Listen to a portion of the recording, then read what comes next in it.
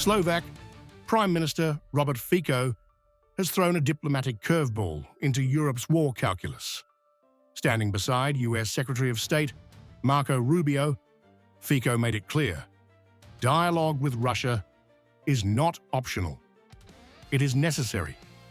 In a blunt call that cuts through months of hardened rhetoric, he urged direct engagement with President Vladimir Putin, signaling a sharp shift from escalation to negotiation.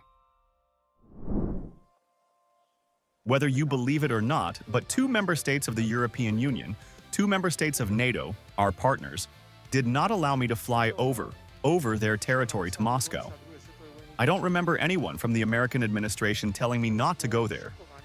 When I went to the celebrations to the end of the Second World War in China, I was shocked at how the entire European Union ignored these celebrations purely for political, ideological reasons.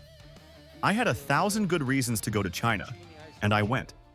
And then it seems so strange to me that when I meet informally with some of my colleagues, they quietly ask me, "Well, what did President Putin say to you? And what did President Xi Jinping say to you?" We must engage in dialogue. We need to have conversations. Conversations create the space for us to gain valuable information. Exactly as I'm suggesting now, we must engage in dialogue with the Russian Federation. We must engage in dialogue with the Russian President Vladimir Putin. If we do not engage in dialogue, we cannot claim that we are interested in ending the military conflict that we see today in Ukraine. Fico pushed for immediate, face-to-face diplomacy with Moscow, arguing that the Ukraine conflict demands political resolution, not prolonged confrontation.